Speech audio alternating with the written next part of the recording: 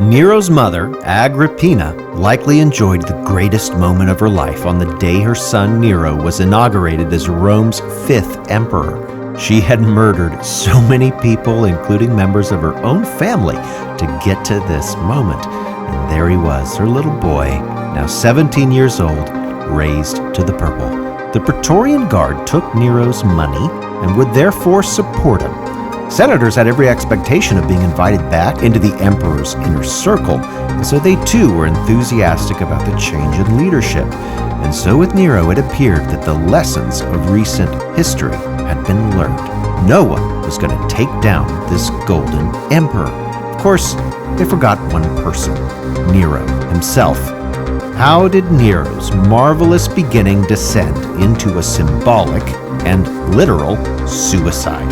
We'll talk about that on these next few episodes of the Pax Romana podcast.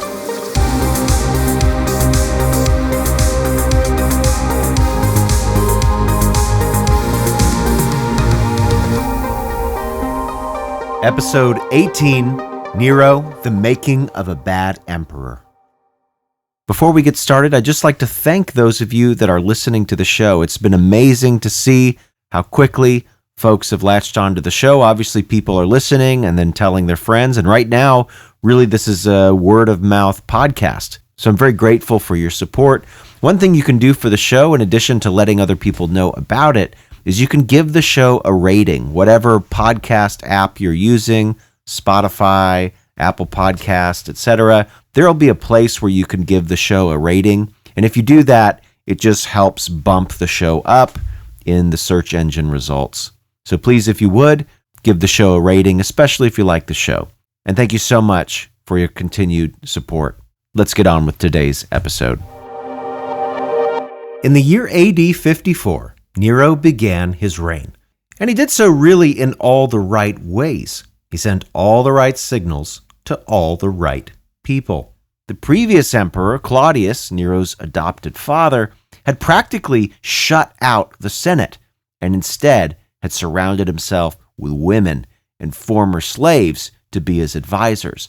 But one of Nero's first acts was to purge the imperial court that had grown up around Claudius, and he exiled and executed many of those slaves and former slaves and other hangers-on that the Senate had deemed unworthy advisors. And Nero made substantive legal changes along these same lines, putting forward laws that curbed the power of wealthy former slaves. He banned the children of former slaves from holding any political office or joining the Senate, and he also instituted a severe inheritance tax of over 80% on the estates of freedmen. Members of the Senate had for some time felt threatened by the rise of a new class of very wealthy freedmen. These were former slaves of rich Romans, and they had used the connections and the financial and entrepreneurial skills they had gained while serving as household slaves to rapidly enrich themselves when they became free, spending so much time with senators and equestrians and other rich Romans had given these former slaves a ready-made social network that they could immediately use. And so Nero's new restrictions on freedmen elated these senators, who didn't like all the new money going to people that were outside their elite class. Through measures like these, Nero was declaring that his rule would be one which upheld the interests of the Senate. And so Rome's nobles were in fact so happy with this that they passed a law to begin the new year on December the 1st. This was Nero's birthday. But the new emperor politely refused. And that too, of course, was a good sign. It suggested that there was some humility in Nero. But also, Nero was willing to delegate. He was only 17 after all, and he seemed to understand that. Again, another good sign. For his chief advisor, he appointed a man who was likely responsible for many of his best policies. This was the senator and Stoic philosopher Seneca, who we met in the last episode. Nero's chief military strategist and head of security was the praetorian prefect that was recently appointed by his mother. And as for his mother, Agrippina, she too was going to get a significant role in the new administration. Now, it couldn't be formal, but the biographer Suetonius, who was actually born the year that Nero died, records that Agrippina was given, quote, management of all public and private business. And again, Romans can't overtly have a woman ruling, so what Nero does is he gives Agrippina a new title. That title was Best of Mothers. And I wonder if Nero put that one on a coffee mug for her. In effect, she was his regent, and he was to be her Pinocchio. At least initially, Nero was a focal point for an alliance between members of the Senate, Agrippina, and the Praetorian Guard. But this alliance was fragile. Nero soon realized, probably through his advisor Seneca, that if he wanted to be more like Augustus and less like Claudius, he needed to reduce the influence of freedmen and also women in his court. Agrippina, therefore, was due for a demotion. The first sign that she was going to have reduced status in the new regime was that Nero began to ignore her advice. And this was in small ways. So Nero would associate with people, for example, that his mother didn't approve of. The chief of these was actually a woman, a low-status former slave named Acte. Nero was married. He was a couple years, in fact, into the political marriage with his once legal sister, Claudius's daughter Octavia. But Acte had won Nero's heart, and so he spent quite a bit of time with her in those early years. Nero's advisor Seneca was happy with the affair. He thought it gave Nero an opportunity to sow his wild oats. After all, he had been married before he was even age 18. Agrippina, however, did not like this one bit. She thought she was at risk of being supplanted. And this is what Tacitus says about that. Quote, Agrippina, just like a woman, grumbled about the freed woman rival, the serving girl daughter-in-law, and she would not wait until her son regretted or tired of the liaison. In fact, the fouler her reproaches, the more she fired his passion, until eventually he was driven by the power of his love to throw off all deference to his mother. That's Tacitus, Book 13. So the affair with Acte was effectively just a fling for Nero, but it allowed the emperor to exercise his independence from a mother who had been so overbearing. Agrippina was losing her grip on Nero. And one day, this normally calculating, calm woman just lost it with her son. Among the insults and accusations that she hurled at Nero was a thinly veiled threat that maybe Claudius's 13-year-old son Britannicus would make a more compliant emperor. Now, Agrippina probably never intended half of what she said during that tirade, including that jab at Nero's position. She was, of course, bluffing. If Britannicus were made emperor, would he really just let his father's murderer live? Of course not. But Agrippina couldn't take back her words, and Nero would remember them. One night, not long after Agrippina's temper tantrum, Nero called his mother's bluff. It was a night not unlike the one on which Claudius ate the tainted mushrooms that sent him to the realm of the gods. We have the details in Tacitus's account. Nero dined with his brother Britannicus at one table. Agrippina and Octavia were also in the room. Britannicus's drink was tasted for poison without problem. This was a normal thing for all members of the imperial family. They had their food and drink tasted for poison. So Nero's drink passed muster. But whatever was in the cup, we don't know what liquid it was boiling hot. And so it was sent quickly back to the kitchen just for a moment to add a little bit of cold water. So after it was cooled, Britannicus got his cup back and he drank deeply. And as the family continued eating, Britannicus had found that he had lost his voice. And then he began struggling to breathe and eventually collapsed on the floor. No one moved a muscle. Everyone just stared at Nero, who was reclining back in his chair as though nothing significant happened. Agrippina and Octavia and everyone else in the room stared in utter shock. It was obvious to everyone present that there was one person there who knew what was going to happen, and it was Nero who had planned that poisoning. He had ordered Britannicus's drink prepared too hot on purpose, and his agent in the kitchen then slipped the toxic ingredient in the cooling water, and this bypassed the poison taster, and Britannicus was dead. Tacitus even tells us that Nero had the funeral arrangements already made ahead of time. So the festivities paused, and the imperial family held a brief, informal funeral for Britannicus before the feast was resumed. But one of the dining couches remained conspicuously empty. That night would be one to remember. Suddenly, the emperor that everybody had seen as a helpless mama's boy was revealed as both a man and a monster. Agrippina had taught Nero better than she had realized, and Nero was just getting started. Agrippina at this point seems to have panicked, and that's at least what the sources suggest.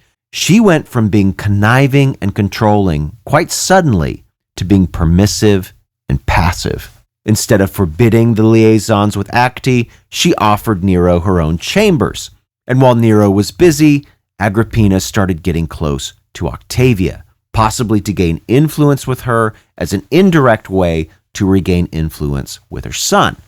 At the same time, she began courting important, wealthy, and powerful senators, giving them large gifts, perhaps searching for a new man to control. But over time, Nero deserted his mother altogether and moved her out of the imperial palace. He would only visit her with armed guards. All of Rome came to learn that Agrippina was persona non grata, and even her closest friends began to keep their distance. Tacitus tells us that Agrippina then became so desperate to regain Nero's favor that she may have even attempted to seduce her own son. Now, most historians think these claims in the sources are untrue. I certainly am not convinced, and even the sources in which these rumors appear seem to question them. The story probably just serves to point out just how desperate Agrippina had become. And then one day, probably in the year 58 AD, but perhaps as late as 59, Nero got a wild idea. He was watching a performance, and in this play or drama or whatever it was, we don't know, there was a prop boat that was designed on purpose as part of the show to just collapse. It was one of the most sophisticated special effects that anybody in the ancient world had seen. But Nero saw something more than just a trick. And so several months later, Agrippina was out on the sea in a brand new boat. Inexplicably, the deck caved in. Agrippina would have been crushed or drowned then and there, but one of the couches that was under the deck blocked the mechanism from fully opening, and the ship ended up sinking quite slowly, such that Agrippina was able to move away from the wreckage, probably on some flotsam, and survive. One of her maids actually reached the shore first and called out that she was Agrippina, and she was doing this, of course, in the hopes that she would get a quicker rescue. She was probably pretty tired. And coincidentally enough, some of Nero's men just so happened to be on the shore. Thinking that this maid was Agrippina, they went out to meet her and clubbed her to death. And Agrippina may have seen, or at least heard, all of this. She did not come into shore. She stayed out at sea over the course of an entire night. Quite an incredible woman. Eventually, a fisherman found her, and after she identified herself, the fisherman took her back to her villa at Naples. Probably before she even dried off, Agrippina had realized that this was no accident. It was a matter of time before Nero was going to try to kill her again. A lesser woman would have fled, but Agrippina was proud. She had made Nero, not the other way around. She was not going to cower. And so she sent a message to her son. Her ship had been sunk due to an unforeseen accident, but she was just fine. When the messenger arrived at the imperial palace, Nero realized that his plot had failed. And so he resorted to something far more simple. A dagger was planted on the messenger that Agrippina sent, and Nero claimed that the man was really an assassin sent to kill him, and his mother was the planner. Agrippina, after all, had a reputation for murder, and she also had quite a few enemies at this point. And so, in short order, Nero's soldiers surrounded Agrippina at her palace, moved into her bedroom, and Tacitus tells us what happened next. Quote, "The assassin stood around the bed, and the captain took the lead, striking her on the head with a club. The centurion then drew his sword to deliver the death blow. 'Strike me in the belly,' she cried, thrusting out to them her womb, and was finished off by a welter of stab wounds." That's Tacitus in his Annals. Agrippina offered the assassins the womb from which sprang the boy who ordered her death, her own son. It was a noble end for a woman that both ancient Romans and modern historians have loved to hate. Agrippina never commanded legions, but she commanded the men who did, first Claudius and then her son Nero. She not only deftly wielded power, but she did so through proxies. And she did this on a scale that few women, or men for that matter, in history would ever replicate. And so now Nero, with his mother dead, immediately took to bashing and blaming Agrippina. Tacitus tells us some of what Nero said, that Agrippina had sought to rule the empire, and even bind praetorians and senators, and even the whole population, with a loyalty oath to her personally. Nero said that she had opposed the emperor's spending money on the people and the soldiers, and that ultimately, quote, "her extermination was for the public good." That's again Tacitus. And I think there's no doubt Agrippina did wish to rule, and certainly left behind a high body count in more ways than one, but she was also a crucial figure in Nero's government. And without her, as we'll see in the following episodes, Nero's reign took a massive nosedive. Britain revolted. Nero's debauchery intensified, and a great fire reduced whole neighborhoods in Rome to dust and ashes. With Agrippina dead, Nero had to find new scapegoats for these calamities, and he did, in a new group of religious fanatics that had just recently established residency in Rome. These, of course, were the Christians, and they still, to this day, remember Nero's persecution. The story continues next week on the Pax Romana podcast. Thanks for listening to the Pax Romana podcast. For more information, including a list of primary sources and further reading, check the show notes. Music by Red Productions and Exocor. Follow Dr. Colin Elliott on X at ProfCPE or email colin@paxromanapodcast.com. Listen to more episodes on Spotify, Apple Podcasts, or just about anywhere podcasts are available. Stay tuned for the next episode of the Pax Romana podcast.